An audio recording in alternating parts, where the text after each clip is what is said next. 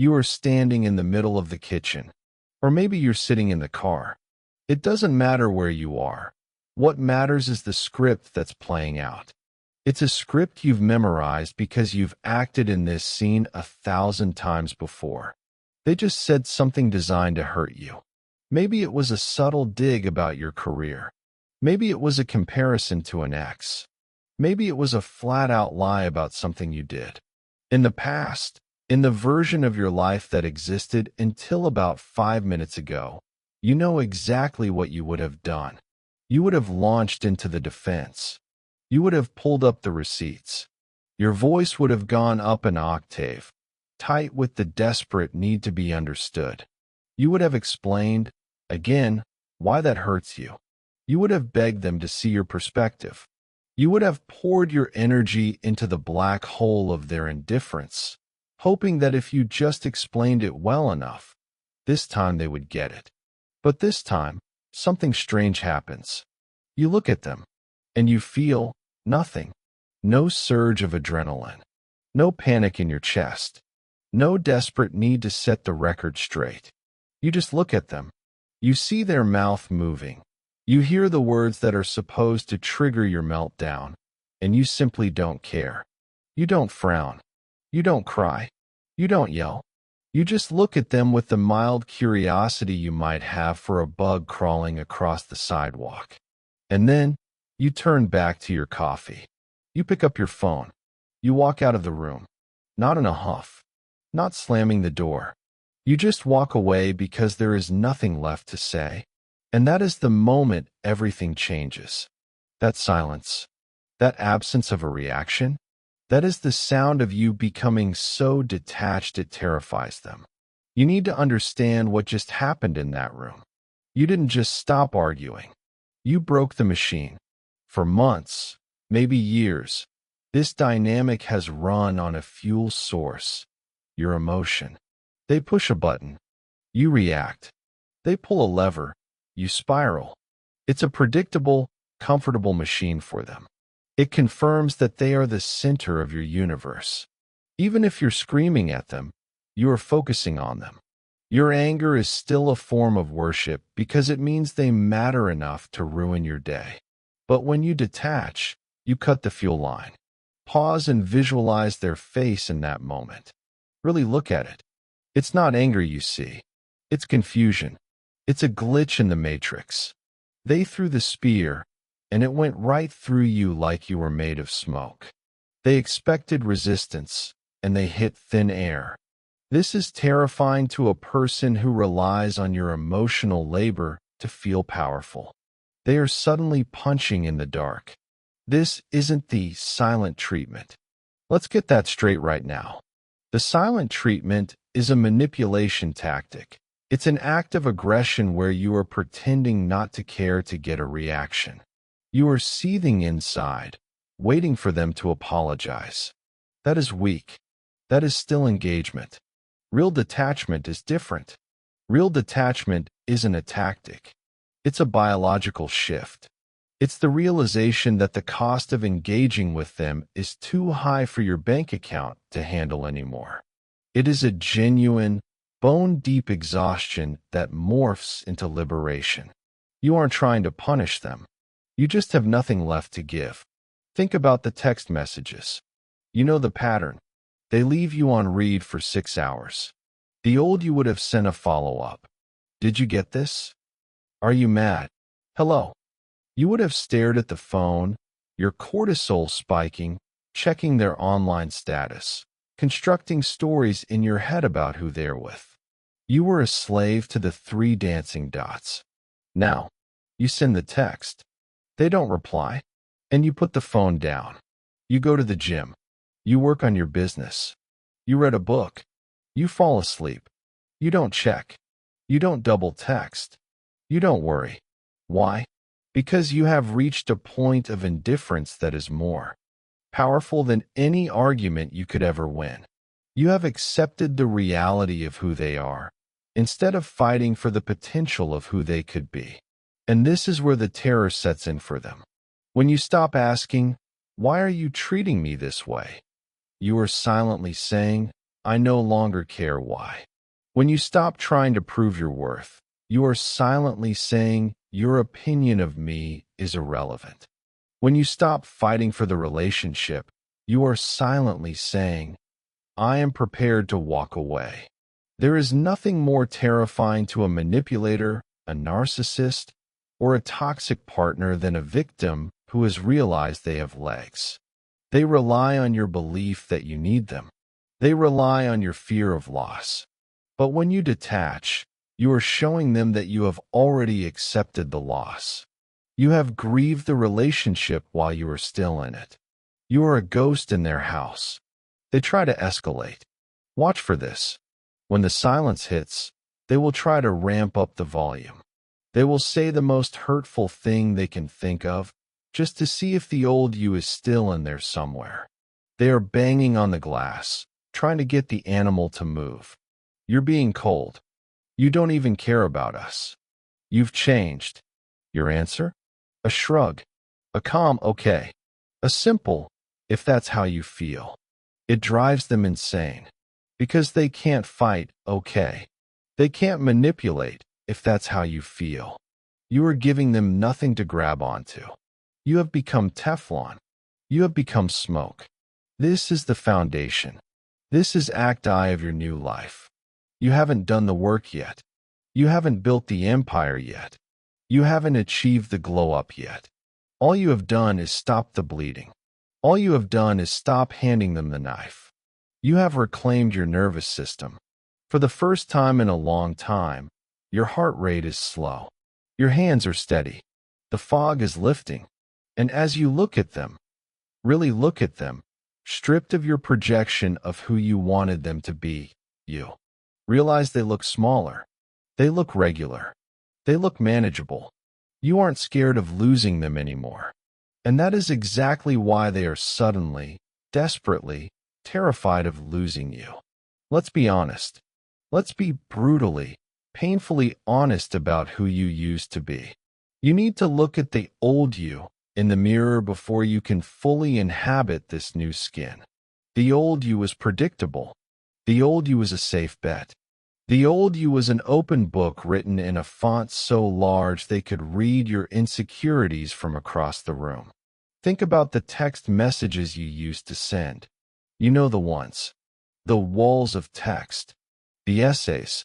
You would sit there, thumbs flying, pouring your heart out, trying to explain the nuance of your feelings. You'd use I feel statements because you read somewhere that it's healthy communication. You'd explain context.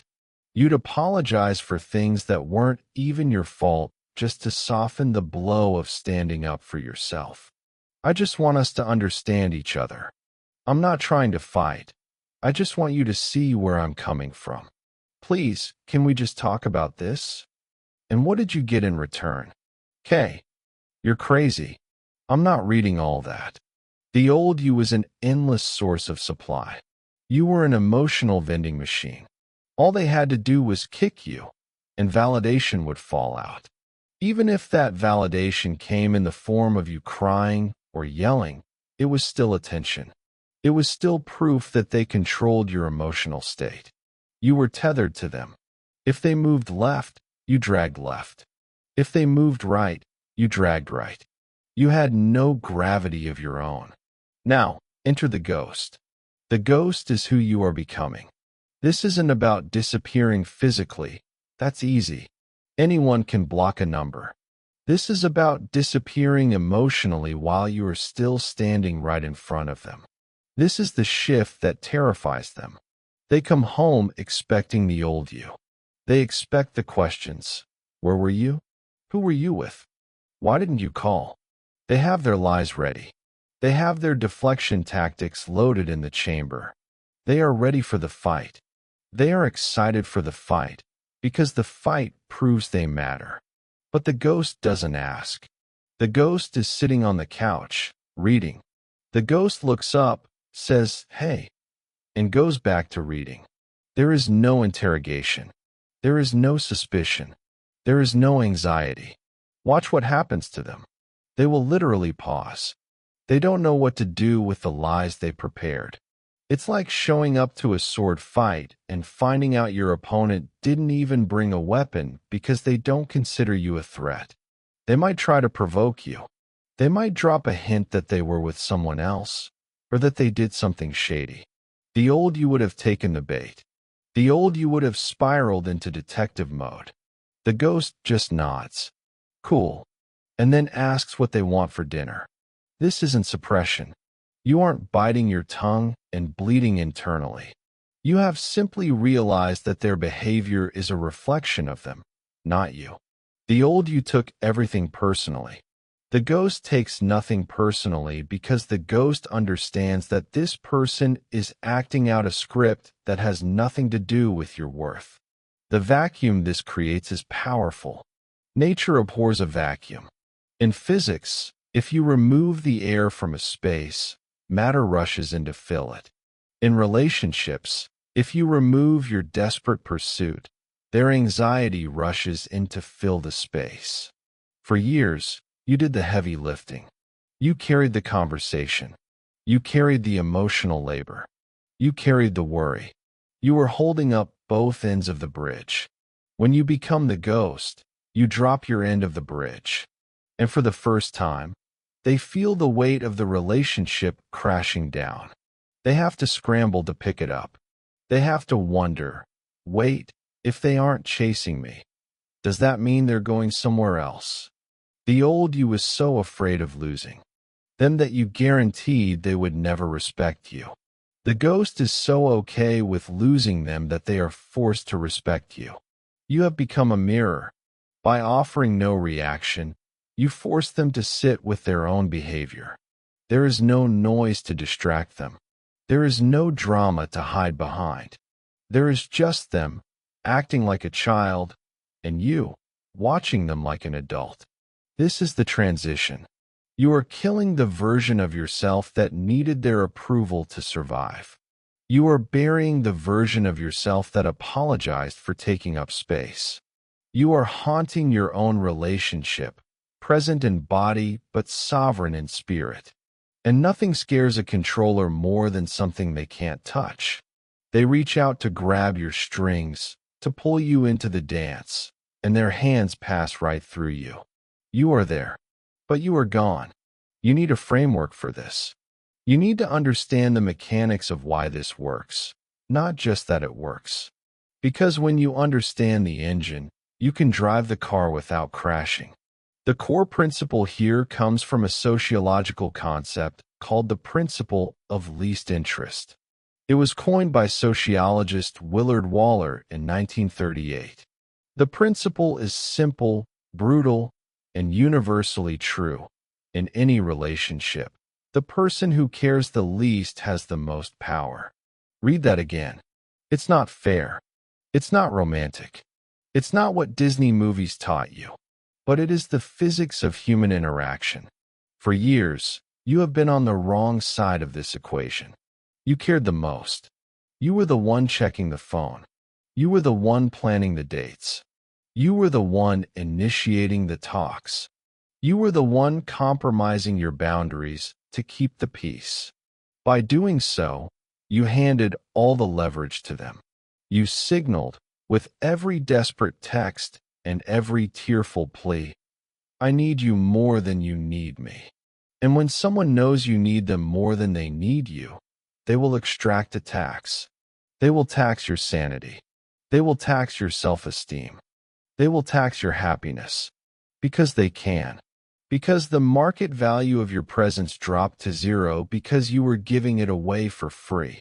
Now, we are flipping the equation. We are moving you from the anxious pursuer to the secure stoic. This isn't about pretending not to care. That's a game. This is about actually caring less about their reaction than you do about your own peace. Think of the Stoic philosophers. Epictetus, Marcus Aurelius. They taught a fundamental truth. You cannot control external events or people. You can only control your reaction to them. When you internalize this, you become dangerous. The toxic person relies on you believing that they are the cause of your happiness and your misery. I made you happy yesterday. I can make you miserable today. They are the weatherman, and you are the person without an umbrella. But when you adopt the stoic mindset, you realize, I am the weather. You stop looking to them to determine your mood. You stop outsourcing your emotional regulation to a person who can't even regulate their own. Here is how the mechanism operates in real time. Scenario: they flake on plans last minute. Again, old you, high interest, low power. Why do you always do this? You don't respect my time. I got dressed up. This is so unfair. Result: they get to feel important. They get to call you crazy or nagging. They win. New you, least interest, high power, okay. Result: you put on your coat. You go out anyway. You go to a bookstore. You go see a movie. You enjoy your own company. You have just demonstrated the principle of least interest. You showed that their presence was an option, not a requirement. You showed that your happiness is an independent system, not a subsidiary of their corporation. This shifts the gravity. Suddenly, they are the ones wondering what you're doing. They are the ones feeling the loss. They are the ones realizing that if they don't show up, the show goes on without them. You are training them, just like Pavlov's dogs. Before, you train them that bad behavior gets a high-energy reaction, attention. Now, you are training them that bad behavior gets nothing. It gets the void. It gets the dial tone. And good behavior? It gets a polite, measured response. Not a parade. Just a normal interaction. You are flattening the curve of the relationship. No more high highs and low lows. Just a steady, unbothered baseline. This makes you unpredictable. And in the world of power dynamics, unpredictability is king. If they can't predict your reaction, they can't manipulate it. If they can't manipulate it, they can't control you. You are reclaiming your sovereignty. You are taking your power back, not by fighting for it, but by realizing you never actually lost it. You just forgot you were holding it. You are the prize. You always were. You just spent so much time convincing them of that fact that you forgot to believe it yourself. Now you know. And that knowledge is armor. Let's talk about the math. The brutal, unforgiving math of where your life went. For the last year, maybe 5, you have been operating at a deficit. You've been tired. Bone tired. You wake up tired. You go to work tired. You come home tired. You told yourself it was the job. You told yourself it was the stress of modern life. Wrong. You were tired because you were hemorrhaging energy into a black hole. Think about the mental processing power you dedicated to them. The forensic analysis of a 3-word text message. You would stare at it. See you later. Does that mean later tonight?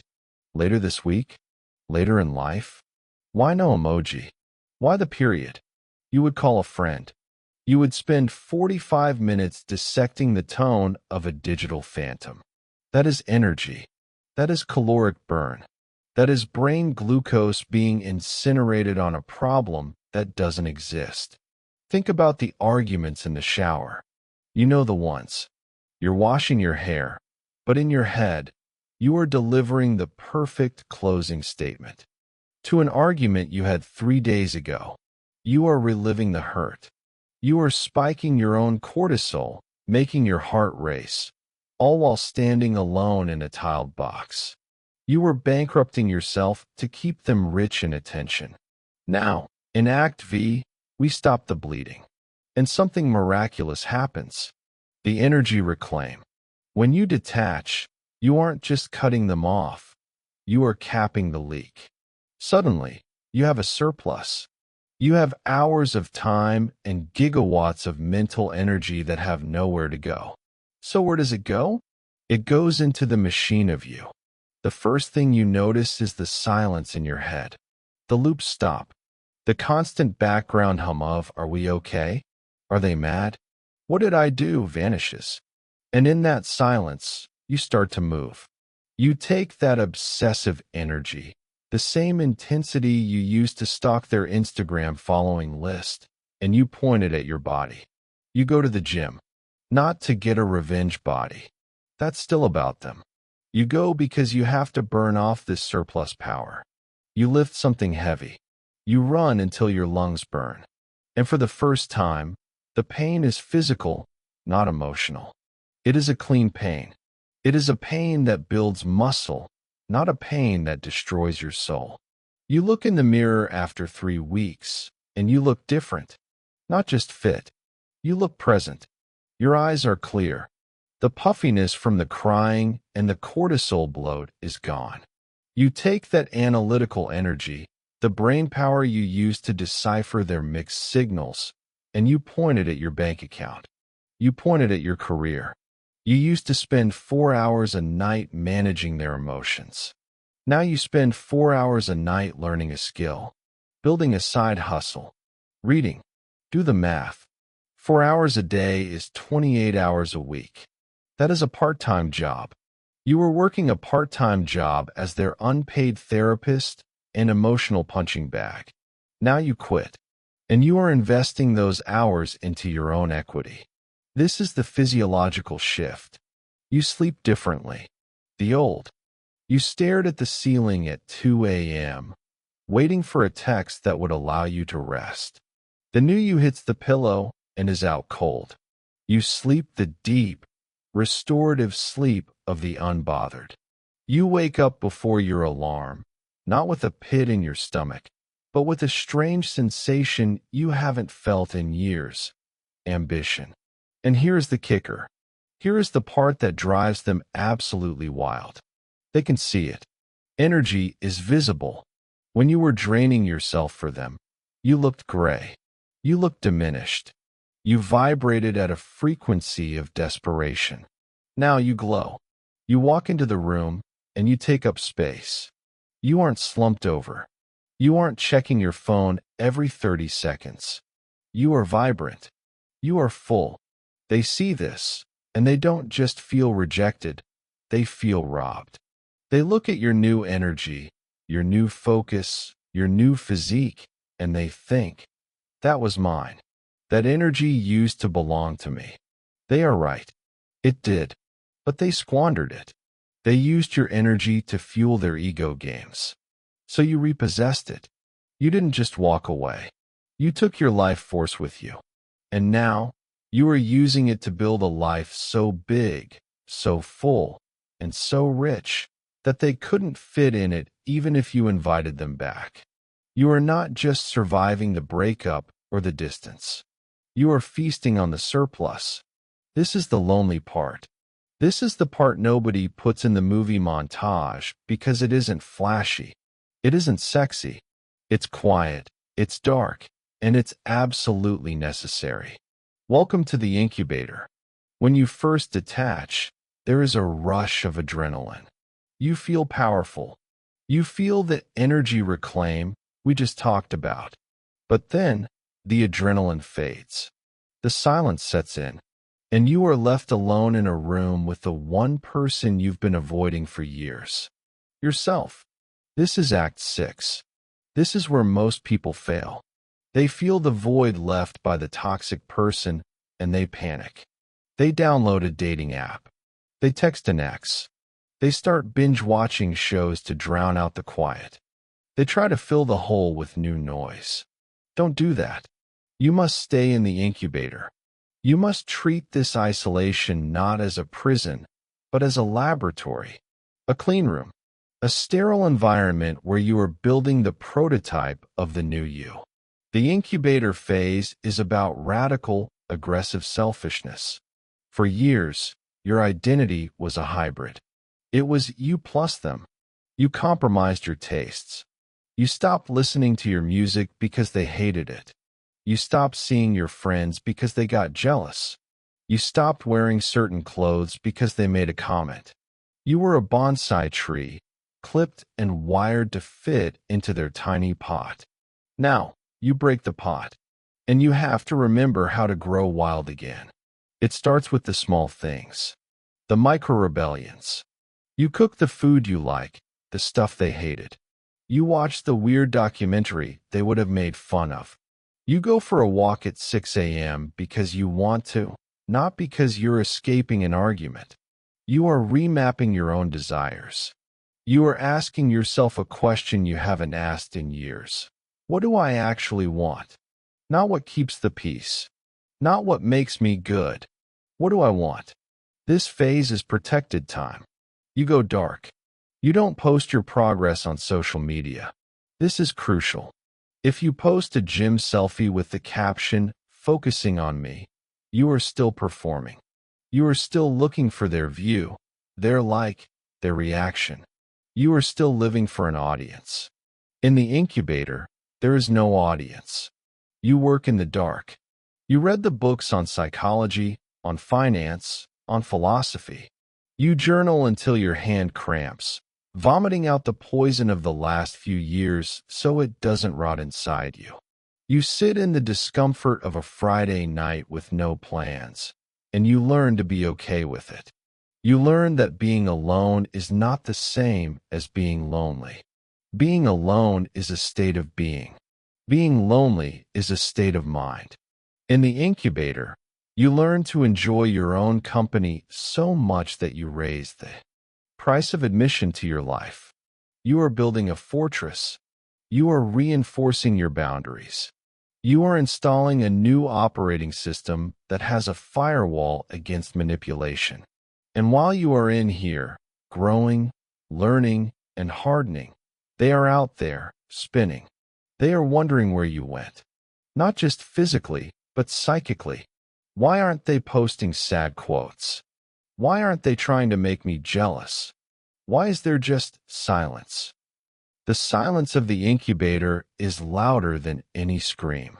It signals that you are up to something. It signals that you are not mourning them. You are outgrowing them. They imagine you crying. They imagine you falling apart. But inside the incubator, you are doing push-ups. You are writing business plans. You are meditating. You are knitting your soul back together, stitch by stitch, stronger than it was before the tear. This phase lasts as long as it needs to. A month, 6 months, a year. You don't come out until the work is done. You don't come out until the thought of them texting you doesn't make your heart skip a beat, but makes you roll your eyes. You stay in the dark until you generate your own light. And when you finally open the door, when you finally step out of the incubator, you won't just be over it. You will be unrecognizable. You will be a different species entirely. One that doesn't just survive the cold, but thrives in it. The door to the incubator opens. It's been 3 months, maybe 6. You haven't seen them. You haven't engaged. You've been working in the dark, sweating, reading, building. Now, you step into the light. And this is Act 7, the visible result. This isn't about a reveal for their benefit. That's the old game. This is simply the inevitable byproduct of focusing 100% of your resources on yourself. But make no mistake, the visual impact is violent. They see you. Maybe it's at a mutual friend's party. Maybe it's a chance encounter at a coffee shop. Maybe they finally unblocked you too. Spy, or you posted a single, high-quality photo after months of silence. Whatever the medium, the message is a shockwave. They expect to see the wreckage they left behind. They expect to see you diminished, tired, still carrying the weight of the breakup. They expect the version of you that pleaded on the floor. Instead, they see a stranger. Let's look at the details. The physical. It's not just that you're fitter, though you probably are. It's the posture. You stand differently. Your shoulders are back, not slumped in defeat. Your skin is clear because you're actually sleeping and drinking water instead of wine and tears. You dress better, not to impress them, but because you finally respect yourself enough to care for your avatar. You look expensive. You look like someone who invests in themselves. The financial. Maybe you got that promotion. Maybe you launched that side business you always talked about, but never had time for, because you were managing their crises. They see you traveling. They see you moving into a better place. They see you buying the things they said you couldn't afford. Money is a form of energy, and since you stopped spending yours on them, your accounts have accumulated interest. The social, they see you laughing. Not the fake, loud laugh designed to say, "Look how happy I am," but a genuine, deep belly laugh with people they don't know. You have new friends, high-value friends, people who respect you. You are part of a tribe that has nothing to do with them. This creates a cognitive dissonance in their brain that is physically painful. Their narrative was, "I am the prize. Without me, they are nothing." The reality before their eyes is, "Without me, they are better." This destroys their ego. It implies that they were the anchor. They were the toxin. They were the ceiling on your potential. By simply removing them from the equation, you flourished. You didn't need to save yourself from the world. You just needed to save yourself from them. And the worst part for them? You don't even look in their direction.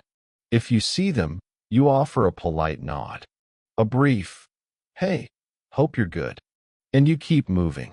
You turn back to your friends. You turn back to your life. There is no linger. There is no sad stare. There is no attempt to engage. You treat them like an acquaintance you met once at a conference 3 years ago. You treat them like a non-player character in the video game of your life. This is where the terrified part of the title really lands. They realize they have been demoted. They used to be the protagonist of your world. Then they were the antagonist. Now, they are an extra. They are background scenery. They see the results of your detachment, and they know, with absolute certainty, that they cannot access this new version of you. The old you would have let them in. The old you would have crumbled at a compliment. But this new you, this shiny, successful, vibrant, sovereign being, this version of you is out of their league. They look at what you've built, and they realize they are looking through a glass wall. They can see it. They can want it. They can hate it. But they can never, ever touch it again. You have become the person they always wanted you to be, but you did it by leaving them behind. And that irony burns hotter than any anger ever could. Jealousy is usually a triangle. You, them, and someone else. They get jealous because they think someone else is getting what belongs to them. But this is different.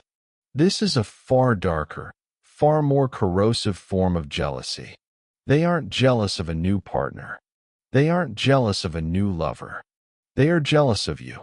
They are jealous of your sudden, inexplicable ability to breathe. This is Act 8, the jealousy of the unreachable.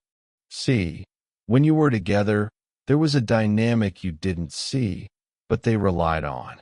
You were the struggling one. You were the anxious one. You were the one who needed help, needed reassurance, needed fixing. They loved that. It allowed them to feel superior.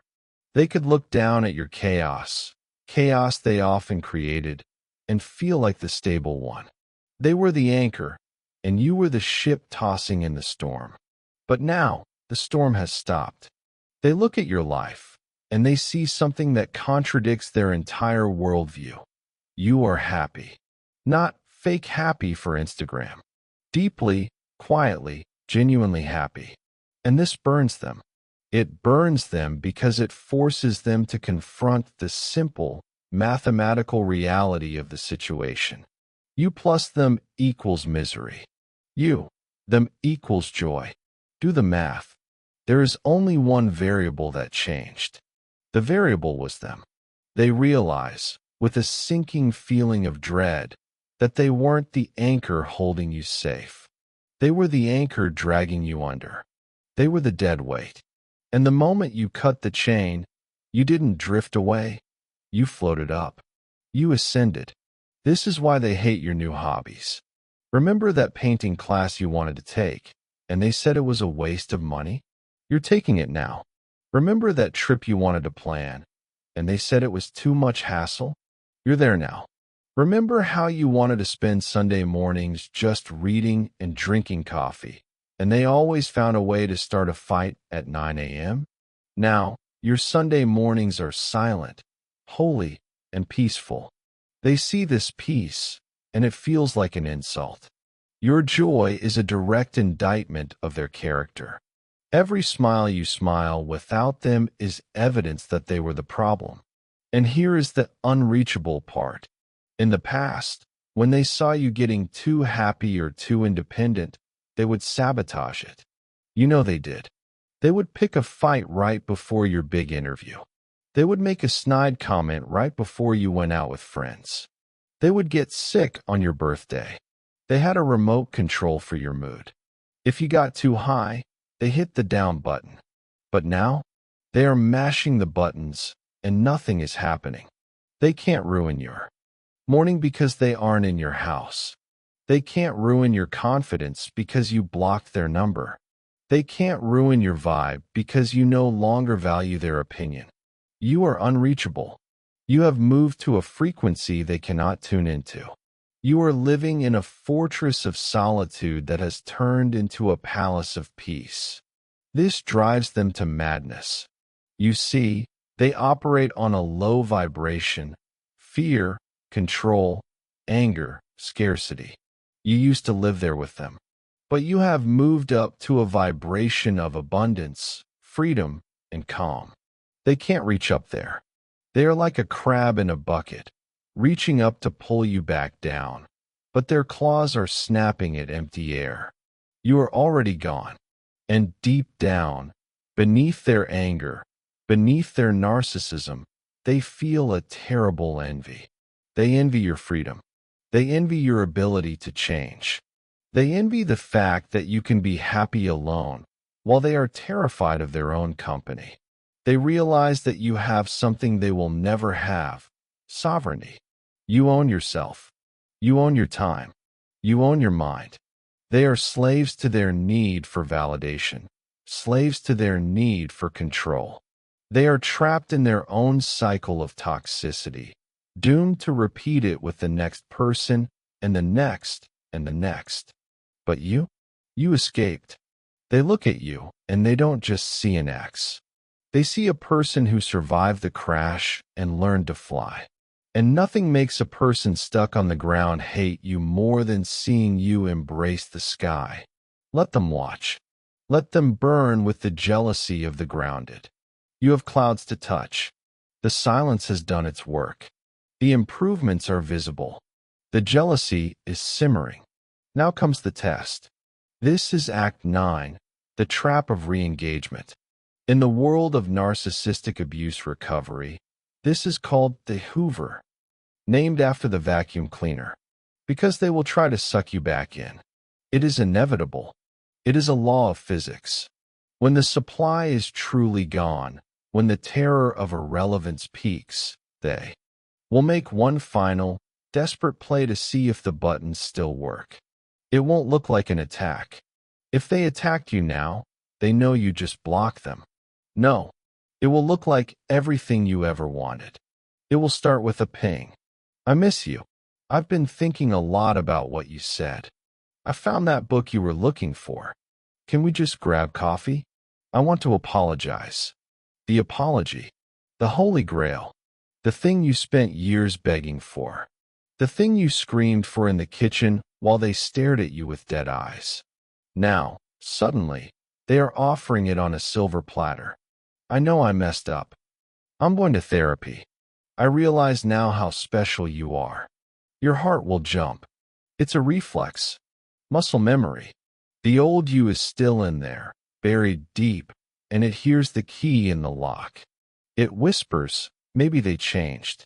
Maybe the detachment worked. Maybe this was the wake-up call they needed. Stop. Pause. Breathe. Read this part very carefully. This is not an apology. This is a heat check. They are not sorry for hurting you. They are sorry they lost control of you. They are not missing you. They are missing the access to you. They are missing the validation. They are missing the punching bag. They are missing the battery. They are testing the fence. They are like a velociraptor testing the electric fence for weaknesses. They want to see, if I say the magic words, does the gate open? If you reply, even just to say thank you, you have lost. If you meet them for coffee to get closure, you have lost. If you accept the apology, you have lost. Why? Because you have re-established the contract. You have shown them that your detachment was conditional. You have shown them that there is a price for your attention, and they just paid it. Once they get back in, the mask will stay on for a week, maybe a month. They will be perfect. They will be the person you fell in love with. This is the love bombing phase, rebooted.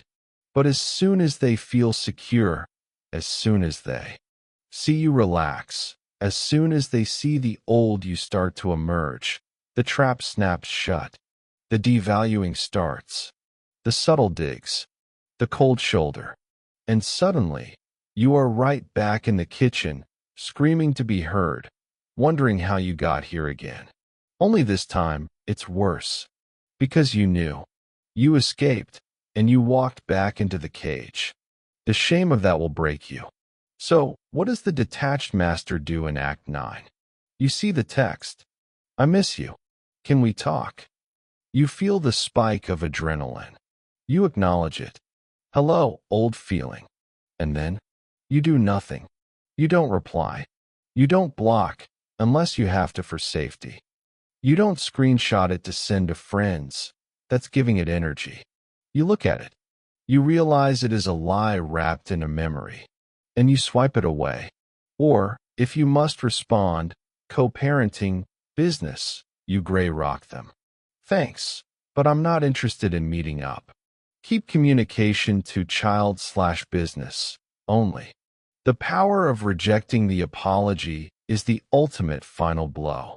When you refuse to hear their apology, you are saying, your redemption is not my problem. Your guilt is not my burden. I don't need you to be sorry. I just need you to be gone. This is the moment the cord is truly cut. Not when you leave, but when you refuse to go back. They will panic. They might get angry. They might send a nasty follow-up text 5 minutes later. Fine, be a bitch then. Smile when you see that. Because that second text, that's the real them. The mask slipped because you didn't buy the ticket. You have passed the test. You looked the devil in the eye, saw the apple, and realized you weren't hungry anymore. You are free, not because they let you go, but because you refuse to be recaptured. This is it. The end of the movie. The lights are coming up. You have two choices right now. And I mean really, truly, two choices. There is no middle ground. There is no let's see how it goes. Option A. You go back to sleep. You tell yourself this video was interesting. But my situation is different. You tell yourself that maybe, just maybe, if you explain it one more time, they will get it. Let me paint that future for you. It isn't a mystery. We know exactly what happens. You engage. You explain. They nod. They change for 2 weeks. Then the mask slips. The insults return. The silence returns. The confusion returns. But this time it's worse. Why? Because you saw the exit and you chose not to take it. You will hate yourself. Not them. Yourself. You will look in the mirror and see a coward. You will see someone who traded their soul for a scrap of validation from a person who can't even validate themselves. You will age faster. Your cortisol will spike. Your light will dim until it goes out completely. You will become a husk, a supporting character in their tragedy. That is option A. It is a slow, comfortable suicide. Option B, the sovereign existence. This is the path of the detached master. This is the terrifying path. It requires you to do something that feels like cutting off a limb. You have to kill the hope. You have to look at the hope that they will change, the hope that they will apologize, the hope that it will go back to how it was in the beginning. and you have to take it out back and shoot it. Hope is the enemy. Hope is the tether. Hope is the lie you tell yourself to avoid the pain of grief. When you kill the hope, you become sovereign. A sovereign state is a nation that answers to no one. It has its own laws, its own borders, its own economy. It does not need permission to exist. You are now a sovereign state. This means you don't negotiate your boundaries. I don't accept being spoken to that way. But I didn't mean it. I don't care what you meant. I care how it felt. And I'm leaving. End of discussion.